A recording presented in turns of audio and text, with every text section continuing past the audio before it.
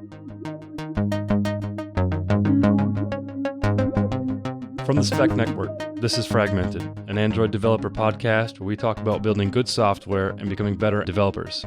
I'm Don Felker. And I'm Kaushik Gopal. Welcome to the show. This episode of Fragmented is brought to you by Square. If you're an Android developer, you've most likely already heard of Square from the amazing open source Android libraries they've released. But we sometimes forget that Square is actually one of the best payment services companies. In this episode, they'd like you to know that you can build with Square's in-app Payments Sdk for Android for a secure and managed way to take payments. It enables mobile apps because, you and I work on mobile apps. If you want a really nice and easy way to accept credit cards on the Square platform with a really nice pre-built slick UI, then the in-app Payments SDK just does that right out of the bat.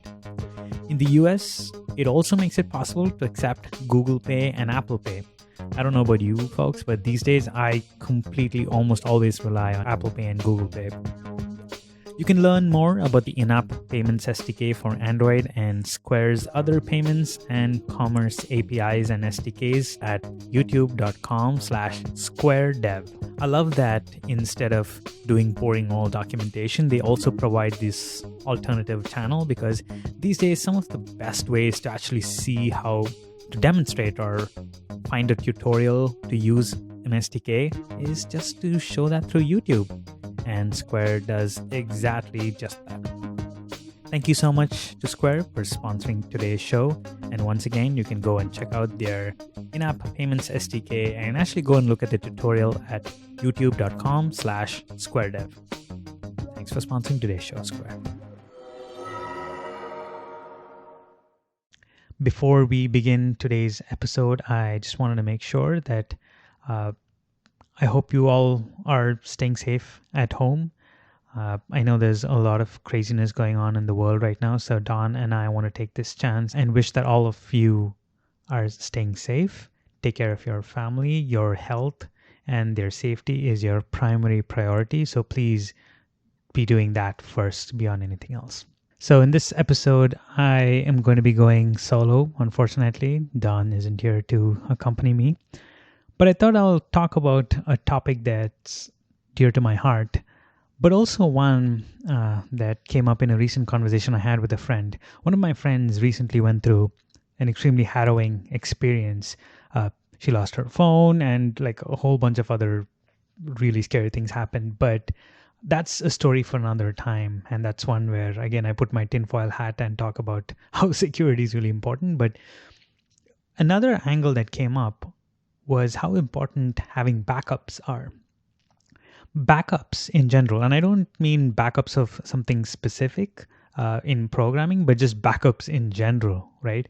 Backups are like those things that you should be doing, but most folks that I've talked to are kind of lazy about actually doing it the right way. It's like testing. And I say this in some of my testing talks. Everyone knows that you should be writing tests. Like everyone knows testing is a good thing and you should be writing tests. But most people are a tad bit lazy about, writing their tests. Or sometimes writing the tests are difficult in your code base. And that's another reason why you should focus on trying to make the tests easy. So in this episode, what I'd like to do is talk to you about backups. Primarily two things. What are the different things that you should be backing up and also how to back up? And I think the how to back up portion is the one that I'm really interested in. I think that's the one that kickstarted a very interesting conversation for me. And given that we have especially if you're in the US right now, things are kicking into high gear where because of the COVID-19 outbreak, there's been a lot of curfews issued where folks are asked to stay home. So I would encourage you as you're listening to this episode to really think about your backup strategy. Are you taking the right backups? And are you doing it the right way? So let's talk about how to back up first. And this whole thing is going to go back to this rule called the 3-2-1 backup rule. And I'll make sure to post some links in the show notes about what this 3-2-1 backup rule is. But it boils down to this. It's like a mnemonic to help you remember how you should be backing things up. Have at least 3 total copies of your data, which means any data that you possess should exist in 3 forms. There should be 3 copies of this data. That's what the 3 stands for. And the 2 is 2 of those copies of data can be local, but they must be on different mediums. And what this means is I can't just have a single disk, partition it into 2 drives and say, okay, I'm having one drive as a backup 1 and the other drive as a backup 2, because if it's in the days, I remember the days of the spinning disks. If you take your spinning disk and drop it on the floor, or you happen to knock it out while it was connected to your computer, that thing's toasted. So the idea is you want 2 of these copies to be on different mediums. They can be local, which means you can have them on 2 different physical hard drives. And the one in the 3-2-1 rule is one of these should at least be offsite. And what they mean by that is one of these copies should not exist in the physical location that you're in. And the idea here is basically you won't, assuming, God forbid, if there was some calamity or something, or your house got flooded and you happen to have like your electronic equipment damaged, or you had an unexpected leak in the roof and somehow that water dripped onto your computer as it was on, and I can think of all kind of scary Final Destination scenarios for your hard drives. But the idea is you want one of those to be offsite, and typically you would use like a web backup solution for this.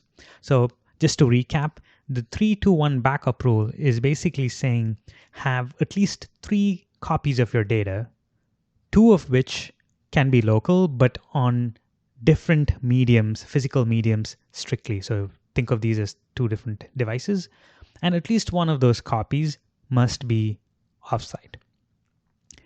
Now, in general, I think this is a really good strategy to approach any of your backups.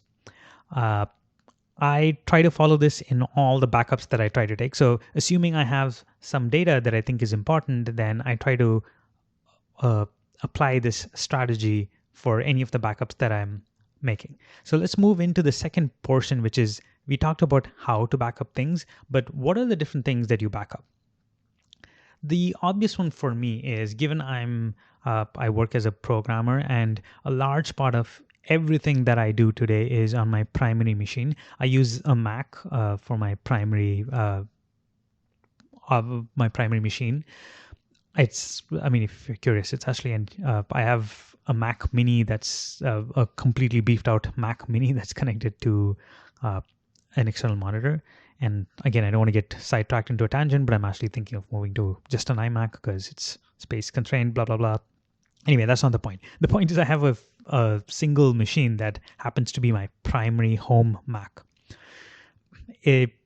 Now, if I'm going to apply the 3-2-1 backup rule, which I do, the way I ensure that all the data on this is backed up is I want 3 copies of this data. The first copy of this data is basically the machine itself, right? So as I make changes and use my machine, that's 1 copy of this data. The second copy of this data I do by this strategy called bootable backups. Again, I use a lot of the softwares that I reference are ones for the Mac, and I'll try to add links in the show notes for all of these. But just remember, I'm sure you can find very reliable like variants of these on Windows or Linux as well, as depending on your case. But the second copy in the 3 portion of the 3-2-1 backup rule for my home Mac, 1 copy is the Mac itself. My second copy is a bootable backup, and I use this software. I've been using this for quite some time. It's called Super Duper. Super Duper is a Mac software that makes bootable backups, and this is important. Bootable backups are a special kind of backup where you can basically host your if you can just start off with a new machine and plug it into one of these backups and say, Super Duper, just restore everything to how it was. And it will restore it exactly to the point of when the backup was taken. So these are really powerful forms of backup, and this is a bootable backup. This is my second copy in the 3-2-1. And my third and final copy is a different kind of backup. And this is a versioned backup in quotes. It's not a bootable backup, it's a versioned backup. And in order to create this versioned backup, I use another Mac software called Arq, ARQ. And Arq basically sends these versioned backups to an offsite location. And this offsite location is basically Backblaze for me. Backblaze has this special kind of storage called B2. And these B2 storages is where you would technically, where I back up my Arq backups, if that makes sense. So there are different versions of this. If you want a like simple, no-brainer, easy solution for this, you can also use Backblaze. Backblaze, actually, I think they started out with just this solution. I personally use Arq because I've used Arq before, and I've actually backed it to like Amazon S3 locations. And yeah, Amazon had this other service called Glacier. I don't want to get into too many of those details right now, but the idea is I used to use that for my offsite backups, but now I use Arq and I redirect that to Backblaze B2. This is also another reason I actually kind of like Arq. It's because I get to control where my destination is. If you use Backblaze, unfortunately, I think if you use Backblaze as like, their $5 per month product, then I think it's just hosted in their own servers. But you can also open up a Backblaze account and say, I only want the B2 portion, and then use Arq to backup, which is what I use. So to recap, my Mac has three, in the 3-2-1 backup rule, that's how I have three backups, the Mac itself, my bootable backup, and the versioned backup. The bootable backup is basically a super duper clone that's done to an external hard disk. Now I actually have two gigantic external hard disks. Well, it's not that big, but these are two Western Digital hard disks. One is 4 terabytes and the other is a single terabyte. Don't worry about the single terabyte for now. I'll tell you what I use it for later. But that 4 terabyte hard disk is basically my, in quotes, backup hard disk. All my backups go into that, and I'll talk about that in a second. So in the 3-2-1 rule, I've actually fulfilled all of these conditions for my primary Mac because I have 3 copies. 2 of those copies are, local, but on different mediums. My Mac is a physically different machine, and my external Western Digital 4 terabyte external hard disk is another medium. So that's 2 there. And 1 is the versioned backup that I send to Backblaze B2 via Arq. So those are my Arq backups. Again, I don't think I mentioned this, but the difference between a versioned backup and a bootable backup, I already explained what a bootable backup is. But versioned backups are, how do I explain it? You think about Time Machine. Like Time Machine is a free utility that comes with most with the Mac, and that's kind of what you do. It isn't a bootable backup. I can't point to these backups or like a Time Machine backup and say, hey, restore my machine. I would have to manually copy these files. But the advantage I have with this is it's a versioned backup, which means, say one of my files got, the latest version of my file for some reason got corrupt on my Mac, and I'm like, I just need the version of this file from, a month or 2 back, or like a few days back. In this case, what I would do is I would go to one of these locations where I have my version backup. So I would just open up Backblaze, the B2, or I can just, I would use Arq and look at the file that I want, and then look at all the versions that I have backed up, copy that file and paste it here. So this works for single files. It doesn't work for, if you want to restore your machine. So I hope that gives you an idea. And again, if you're talking about expenses, these are not very expensive. And also I think backups are so crucial to the sanctity of your data that I think it's worth spending the money. My Super Duper is this, I think I bought it. It's a one-time license. I bought it once and I've used that. They were very good with upgrades. They've been amazing with upgrades, and it's just a really stable and very easy and intuitive piece of software to use. So Super Duper, the thing that creates my bootable backups, is a one-time license. You have to pay for Arq as well, and I think it's about $60 or $50. It's a one-time payment again for the software Arq, but you also have, and all of these so far are just one time. The Western Digital external hard disk is also a one-time cost. So almost all of these are just one-time costs. The only thing that I have a monthly subscription for is the Backblaze B2 remote storage that I use. And honestly, it is super cheap. I think I pay right now maybe $1 for all like the data that I have. You can look up the pricing. It's incredibly cheap. So it's like $1 a month, and $1 a month is nothing for me at least, because I feel given how important this data is for me, I make sure that I spend that amount and have good backups. If you don't do this and you use a Mac, I highly encourage you to like just follow a similar pattern. I've given you these solutions. It is not expensive, and actually taking these backups are pretty easy. What I do is personally, I have a monthly reminder. So at the end of the month, I use this to-do software called Things, and it just sends me reminders saying, hey, time to take up your backups. And in that checklist, I just basically have all the things that I have to do. I literally just plug in my backup disk, and super duper recognizes that I've connected. It automatically does the backup, so I don't have to worry about that. Arc runs on my machine every single day, so it automatically keeps sending the backups to Backblaze, and I have it set up so it does it at 2 a.m. in the morning when I'm asleep, so I don't even notice that it's doing it in the background. And the only thing that I have to do is just plug in the physical hard drive. So it's super easy to have this set up. It's a one-time thing. I really encourage you to go ahead and do this. It'll definitely give you peace of mind. So that's the primary machine that I use. Now, and I'm really good about that one. I'm not really good about some of the other one, this other one that I'm going to talk about. Remember, I told you I have two external hard disks. One is the 4 terabyte version. I also have a 1 terabyte external hard disk. And this is a hard disk I've been using for quite some time. I use this literally as an extension of my Mac or my machine.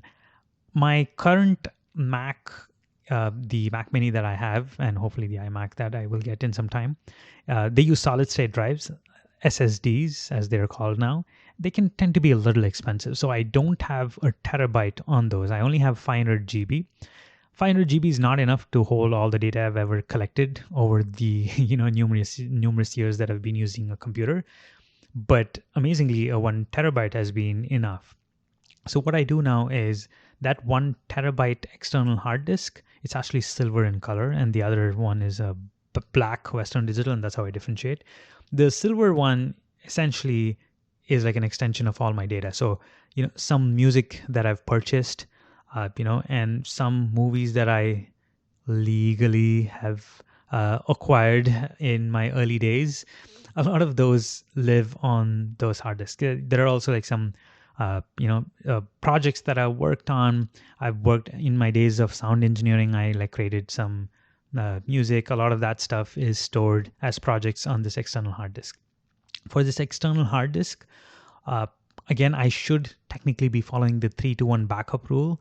I don't follow the 3-to-1 backup rule, and this is bad. I got to figure out like a mechanism of handling this. But right now what I do is that disk is backed. The silver 1 terabyte hard disk has a second copy that is backed up to my 4 terabyte black disk. So I do have 2 physical drives, and I take all the data from that. And when I have this monthly reminder, one of my tasks is to essentially just back up all the data that's there in that silver hard disk into the black 4 terabyte hard disk.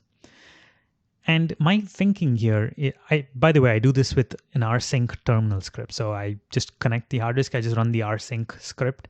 And if I can actually share my rsync script that I use in the show notes. It's this ginormous command. I just copy and paste it.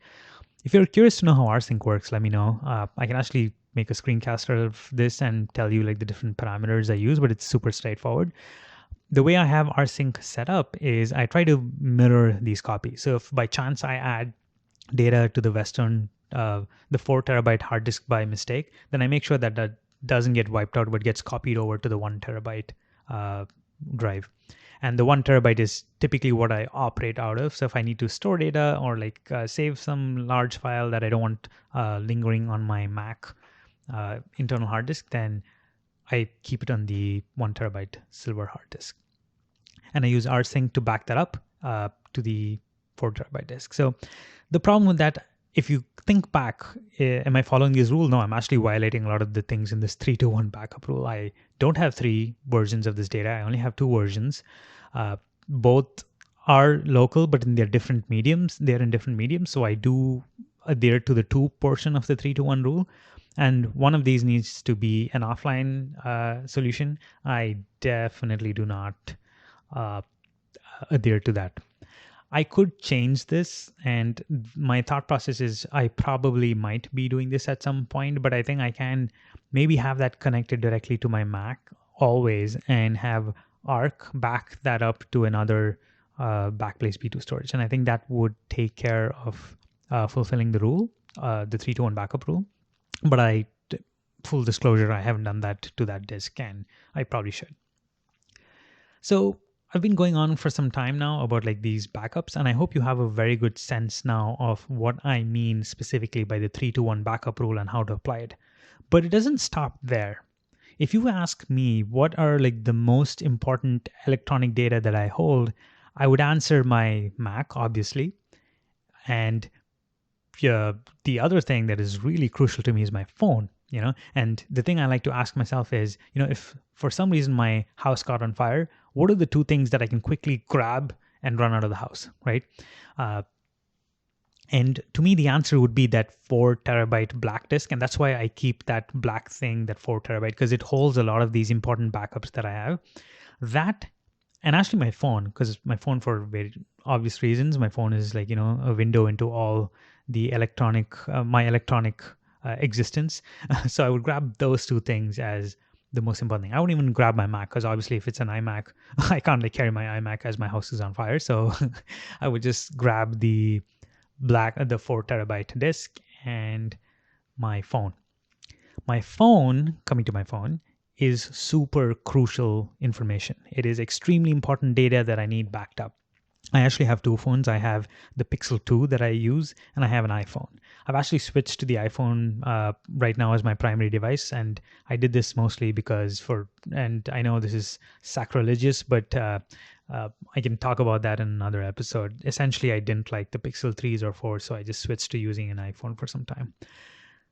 My phone right now is extremely crucial. And again, I follow the 3-2-1 backup rule here. The way I do this is the phone itself is one version of the data. I use the web storage. So I use both iCloud on my phone, on my iPhone, and I use the Google Drive backup that exists on Android. So that's my second copy. And that's actually also my offline copy. So I've also fulfilled the 1 rule. And my third copy of this is I actually also back these up. So if you connect your phone to your Mac, you can also take physical backups of your phone on your on your Mac or your local machine. And you can do this with iTunes. You used to do this iTunes. Now with the whole Catalina nonsense, they do this with just integrating it into Finder, which actually makes it convenient. But ask me questions if you want to know how. But essentially, I've created 3 copies. One of those backups live on I can back that up on the Mac. The second is to iCloud, and the third is the phone itself. And for Google, I basically do 2 of those. I don't actually I don't do a physical backup onto my Mac. I just back it up to Google Drive and the actual phone itself. So I feel good about my phone. That takes care of my phone and the OS related information. There are other copies. Like this goes back to the different things that you should be backing up. My photos are super crucial. I'm really bad at this one, again, full disclosure, and I'm trying to figure out a better mechanism. So if you have ideas, do let me know. Right now, I only have my phones backed up to Google Photos. And so this is a big red alert in my 3-2-1 warning thing. It is an offline backup, so that's great. But the other problem here is my phone only keeps a certain I think, maybe the last 2 years or 3 years of my photos. It doesn't actually have all my photos. That's only in Google Photos. And this is kind of dangerous because if for some reason Google locks me out of my account tomorrow, all my photos are gone. And that's scary. So I have to figure out a strategy there. Google has this thing called Google Takeout, which I also highly encourage you to do. I think I've done this Takeout. I think I did it beginning of last year. I didn't do it this year because it's just so, frustratingly slow, and I need to come up with a better mechanism of like backing that up. What I did think about is maybe this year I might change it a little, and I'm thinking of maybe keeping my Mac again as my primary source, or like, maybe the external hard disk that I talked about, that silver hard disk that I spent way too much time explaining, using that as like my repository of all my photos. And so my phone would physically send all the photos to that, and I could have that automatically back up to Google Photos. And I think that would again take care of like this 3-to-1 situation, the 3-to-1 backup rule. I haven't done that yet, but I'm looking to do that, especially because I think photos are super important.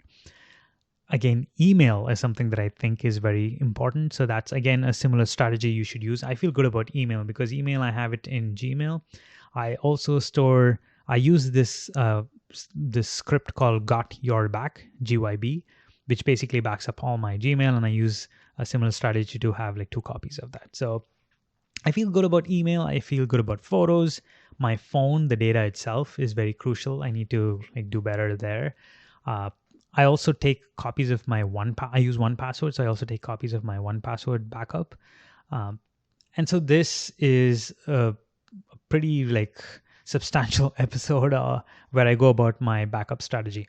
I really hope you folks find this useful. I really strongly encourage you to take the time now. You have some, if you're all working from home, you're saving multiple hours here where you're not commuting. I really encourage you to think about your backup strategy. It is so crucially important to have a good strategy. Now, I spent quite some time talking about this whole 3-to-1 backup rule, but I'm going to also add a link in the show notes where they actually talk about why the 3-to-1 backup rule is actually not that effective. And I think the gist there is they suggest an alternative strategy, which is a 3-2-2 rule. I will say this, the 3-to-1, I'm personally fine with just having the 3-to-1 backup rule. I think that in itself is much better than the alternative, which is no backup. If you think your data is even more important and you're not, and you want to see why the 3-to-1 is not necessarily effective enough, this link is for you. Go read it. I will say though that the 3-to-1 rule was something that came recommended by the United States government in, a US CERT paper, and CERT is a computer emergency readiness team thing. And Carnegie Mellon, my alma mater, also like recommended this method. I'll share the Wikipedia link as to why I think the 3-to-1 is enough in quotes. But again, it's better to be informed. So look at this link that I also shared to see the downfalls and why they think the 3-to-1 rule is probably not enough, and you need to be even better and go with the 3-to-2 rule. That's it for the show, folks. I know this was slightly lectury, but I really hope you take this to heart and come up with a stronger backup strategy. If you think I can improve my backup strategy, I'm really open to comments and suggestions. Please send them our way. Thank you all so much for listening, and I will catch you in the next episode. I want to take this chance and also thank Square for sponsoring today's show. You can build with their in-app Payments Sdk for Android in a secure way. If you're a mobile app and you want to basically just take payments, then you should definitely check their SDK out. For a nice tutorial on how to use this SDK, head on over to youtube.com/Square. Thanks again for sponsoring today's show, Square. That's it for the show, folks. Fragmented is hosted by Don Felker and me, Kaushik Gopal. We edit and produce all the episodes here on Fragmented. Sarah the Amazing Jackson from the Spec Network helps with production assistance and wraps our final mix. Our theme and ad music is by the national recording artist Blueprint from Weightless Recordings. You can find more Fragmented episodes at fragmentedpodcast.com. Thanks for listening, and we will catch you in the next episode.